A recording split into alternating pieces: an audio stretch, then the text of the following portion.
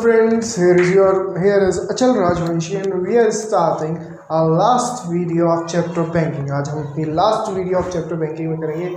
आपका वेलकम है मेरे नए यूट्यूब चैनल कॉमर्स सॉल्यूशन में। आज हमने सबसे पहले हमने क्या करा था, क्वांटिटेटिव इंस्ट्रूमेंट्स करे थे। आज हम करेंगे qualitative instrument of credit control. क्या करेंगे आज हम? Qualitative instruments of money control. उससे पहले हमने करा था कंट्रोल ऑफ मनी सप्लाई का दूसरा पार्ट, क्वांटिटेटिव करा था हमने। अब करेंगे हम क्वालिटेटिव। बहुत बच्चे कंफ्यूज होते हैं, सर क्वांटिटेटिव क्या होता है और क्वालिटेटिव क्या होता है।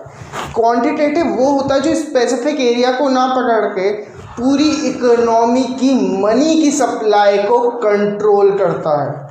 पूरी इकोनॉमी की मनी की सप्लाई को वो कंट्रोल करता है। उसे क्या कहते हैं हम? उसे क्या कहते हैं बच्चों?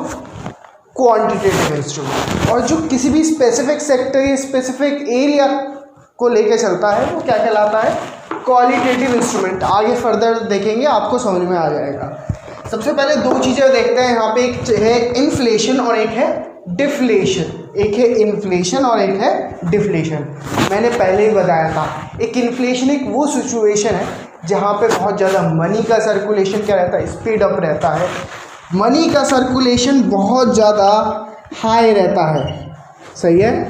और यहाँ पे डिफ्लेशन में मनी का सर्कुलेशन बिल्कुल नील रहता है या नन रहता है। दोबारा, इन्फ्लेशन एक वो सिचुएशन है जहाँ पे मनी की सप्लाई या मनी का सर्कुलेशन, जो मनी सर्कुलेट हो रहा है आपका एरिया में, वो क्या हो रहा है? बहुत ज़्यादा हो रहा है। और डिफ्लेशन एक वो सिचुएशन है जहाँ पे मनी का रेगुलेशन या सर्कुलेशन बिल्कुल कम हो रहा है। समझ रहे? तो अब बात आती है, सारी परेशानी आरबीआई पे आती है। अब आरबीआई से कहते हैं, सरकार कहती है आरबीआई तुम्हारा काम है कि मनी की सप्लाई को कंट्रोल करना तुम करो, सही है। तो हमने इससे पहले वाले टॉपिक में आपको बताना चाहता हूँ, इससे पहले वाले टॉपिक में हमने क्वांटिटेटिव पढ़े थे, क्वांटिटेटिव इंस्ट्रूमेंट्स। अब हम पढ़ेंगे क्वालिटेटिव इंस्ट्रूमेंट्स। समझ रहे? यहाँ पे अब बात आती है मार्जिनल रिक्वायरमेंट की। मार्जिनल रिक्वायरमेंट वर्ड से समझ जाइए, मार्जिन। समझ रहे? मार्जिनल रिक्वायरमेंट यानी कि मार्जिन। फॉर एग्जांपल, कभी भी आप अपना मकान लेने के लिए जाते हैं, for example, just an example, आपका घर आबूलैन की साइड है, सही है। वहाँ पे आपका मकान है, आप वहाँ पे रहते हैं और आपने क्या करा, आपको लोन चाहिए कम से कम भी 10 लाख रुपए का, सही है। तो आपकी वैल्यूएशन हुई है, मकान की वैल्यूएशन हुई है सिर्फ 15 लाख रुपए की, पर आपको लोन कितना चाहिए? 10 लाख रुपए का चाहिए। पर हमेशा आपने देखा होगा कि आपकी जो मकान की वैल्यूएशन है उससे कम ही आपको लोन मिलता है। फॉर एन एग्जांपल, सपोज यहाँ पे एक हाउस है, सही है, जिसकी कीमत है 15 लाख रुपीज़ 15 लाख, सही है, जिसकी कीमत है 15 लाख रुपए। पर आपको 15 लाख रुपए का लोन मिल जाएगा? नहीं। इसकी वैल्यूएशन करी है, बैंक ने जो वैल्यूएशन करी है उस मकान की, वो कितनी करी है? 15 लाख रुपए। क्या आपको 15 लाख रुपए मिल जाएंगे? It is impossible. हमेशा कुछ ना कुछ तो मार्जिन बचा के रखती है कौन? बैंक्स। एज ए सिक्योरिटी कुछ ना कुछ अपने पास मार्जिन काट के चलती है।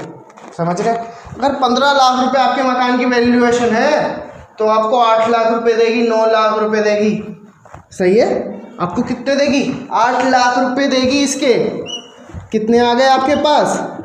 8 लाख रुपीज़। मार्जिन कितने का घटा? 7 लाख रुपए का। ये क्या है? मार्जिन। समझ रहे हैं आप? मैं वही समझाना चाहता हूँ, मार्जिन को घटा के, मार्जिन के रेट को घटा के बढ़ा के हम क्या करते हैं? मनी की सप्लाई को कंट्रोल करते हैं। मनी की सप्लाई को हम कंट्रोल करते हैं। यहाँ पे देखिए, सपोज मार्जिनल रिक्वायरमेंट का आरबीआई ने रेट क्या फिक्स कर रखा है? कि आपको जो भी आपकी मकान की वैल्यूएशन है उसका 60% अमाउंट ही आपको मिलेगा। सपोज 15 लाख रुपीज़ का आपका मकान है और यहाँ पे जो वैल्यूएशन हुई है, जो आपको लोन मिलेगा वो कितने घटा के मिलेगा, 60% ही इस पे आपको मिलेगा। इसका 60% कितना हो गया, कोई मुझे बताएगा इसका 60% कितना हो गया? इसका 60% हो जाएगा 9 लाख रुपए। कितना हो जाएगा? 9 लाख रुपए। तो आपको कितने रुपए मिले? 9 लाख रुपए। 6 लाख रुपए का डिफरेंस आ गया यहाँ पे। कितना मार्जिन कटा? 40%। मार्जिन कितना कटा? 40%। बैंक्स जब भी लोन देते हैं तो वो सिक्योरिटी या परसेंटेज जो भी घटा के देते हैं वो कहलाता है मार्जिनल रिक्वायरमेंट। वो क्या कहलाता है बच्चों? Marginal requirement. समझ रहे हैं? अब सपोज इन्फ्लेशन की सिचुएशन है। इन्फ्लेशन की सिचुएशन में मैं क्या करूँगा? मैं रेट को इंक्रीज कर दूंगा। पहले 40% काट रहा था, अब मैं काटूंगा 50%। पहले मैंने डिफरेंस कितने का रखा था? 40% का। यानी कि जो भी वैल्यूएशन है 40% उसका अपने पास रखूंगा और 60% जो भी कंज्यूमर है, जो भी लोन लेने आए हैं, 60% उसे दूंगा। ये मैंने एक एवरेज रेट मान लिया। अब यहाँ पे अगर इन्फ्लेशन की सिचुएशन है तो इन्फ्लेशन की सिचुएशन में रेट को क्या कर दूंगा मैं? इंक्रीज। रेट को क्या कर दूंगा यहाँ पे मैं? इंक्रीज। सही है। और डिफ्लेशन की सिचुएशन में रेट को क्या कर दूंगा मैं? डिक्रीज। डिफ्लेशन इन्फ्लेशन की सिचुएशन में रेट इंक्रीज कर दूंगा। सपोज पहले उसे कितने रुपए का लोन मिल रहा था यहाँ पे?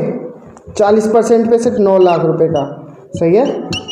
पर जब मैं 50% मार्जिन अपने पास रखूँगा तो इसे पहले से भी कम पैसा मिलेगा। सपोज 7.5 लाख रुपए की बात करता हूँ यहाँ मैं। इसकी तो यार हालत और ख़राब हो गई। अब इसे पहले से भी कम रुपए का लोन मिला। जब इसके पास कम पैसा आएगा तो ये कम पैसा खर्च करेगा। तो इन्फ्लेशन की सिचुएशन में हम रेट को क्या कर देंगे? इंक्रीज। और डिफ्लेशन की सिचुएशन में रेट को डिक्रीज कर देंगे। सिंपल, कुछ नहीं करना। मैं 2 टॉपिक आपको यहीं पे समझा दूंगा, यहाँ पे समझ लीजिए। दूसरा आता है आपका topic rationing of credit. RBI कहता है कि आरबीआई कमर्शियल बैंक से कहता है कि हमने कुछ सेक्टर के लिए, कुछ बिजनेस सेक्टर के लिए क्या कर दिया है? लोन फिक्स कर दिया कि उन्हें तो लोन मिलेगा ही मिलेगा, बट कुछ सेक्टर के लिए उन्होंने क्या कहा है? डिनाई कर दिया है। समझ रहे हैं? अगर इन्फ्लेशन की सिचुएशन है तो हम क्या करेंगे? जो भी सेक्टर है, सपोज मैंने सोचा है एग्रीकल्चर सेक्टर है, एग्रीकल्चर सेक्टर को मैं लोन क्या दूंगा? ज़्यादा देना है। सही है। बट जो भी आपके अदर सेकेंडरी सेक्टर हैं, टर्शरी सेक्टर हैं, उन सेक्टर्स को मैं क्या दूंगा? लोन कम दूंगा as comparison to the agriculture sector. दोबारा सुनो, राशनिंग ऑफ क्रेडिट में हम क्या करेंगे? सिंपल चीज करेंगे, कुछ नहीं करना। आरबीआई एक चीज कहता है कि मैंने क्या कर रखा है आपका? डिफरेंट सेक्टर्स के लिए लोन डिसाइड कर रखे हैं कि अगर आपके पास ये सेक्टर लोन लेने आए, एग्रीकल्चर सेक्टर लोन लेने आया तो आपको ज़रूर लोन देना है। बट अगर आपके पास सेकेंडरी टर्शरी सेक्टर आता है लोन लेने के लिए तो आपको उस चीज़ के लिए डिनाई कर देना है। ये क्या बना रखा है उसने? एक अपनी रूल्स रेगुलेशन बना रखी है प्रॉपर।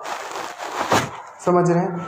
बट इन्फ्लेशन की सिचुएशन में हम क्या कर देंगे? सिर्फ एग्रीकल्चर या कुछ लिमिटेड सेक्टर को लोन देंगे और सेक्टर्स को डिनाई कर देंगे या उन्हें as comparison to the agriculture sector कम लोन देंगे। तीसरी बात, हम क्या करेंगे? मॉरल सुएशन में। मॉरल सुएशन का मतलब क्या होता है? मॉरली परस्यूट करना, मॉरली किसी को परस्यू करना, किसी को दबाना। ये कौन करता है? आपका आरबीआई। आरबीआई कमर्शियल बैंक से ये कहता है, भैया आप साफ सी मेरी बात सुनिए, अगर आपने ज़्यादा लोन देने की कोशिश करी, अब आपको क्या करना है? अपनी पॉलिसी ऐसी बना देनी है कि कोई लोन लेने आए तो वो लोन ना ले। सपोज़ मैं जा रहा हूँ कमर्शियल बैंक, मैं जा रहा हूँ पंजाब नेशनल बैंक के पास लोन लेने के लिए, तो वो पॉलिसीज़ ऐसी बना देगा लोन के लिए कि मैं लोन ले ही नहीं पाऊँगा। इतनी स्ट्रिक्ट पॉलिसी कर देगा कि मैं लोन लूँ ही ना। समझ रहे हैं? तो पॉलिसी स्ट्रिक्ट और लीनियंट करना होता है यहाँ पे। आरबीआई क्या कहता है कमर्शियल बैंक से कि आपको अपनी पॉलिसीज़, जो भी पॉलिसीज़ आपकी हैं, उन्हें क्या करना है आपको? अगर इन्फ्लेशन की सिचुएशन है तो स्ट्रिक्ट करना है, जिससे लोन क्या जाए? कम से कम। अगर लोन कम से कम जाएगा तो मार्केट में मनी की जो सप्लाई है, जो मनी का सर्कुलेशन है, वो क्या हो जाएगा? कंट्रोल हो जाएगा। बट अगर डिफ्लेशन की सिचुएशन है तो उस सिचुएशन में आपको क्या करना है? उस सिचुएशन में आपको बस एक छोटी सी चीज़ करनी है। क्या करेंगे आप? अपनी पॉलिसी ऐसी लीनियंट कर दीजिए जिससे हर कोई आए आपके पास और लोन लेके जाए। हर कोई आएगा लोन लेने, तो हर किसी के पास पैसा आएगा, और हर किसी के पास पैसा आएगा तो वो खर्च करेगा। अगर वो खर्च करेगा तो मार्केट में मनी की जो सर्कुलेशन होगी वो स्पीड अप होगी। सही है? आई होप आपको ये टॉपिक क्लियर होगा। Thank you so much. Love you all.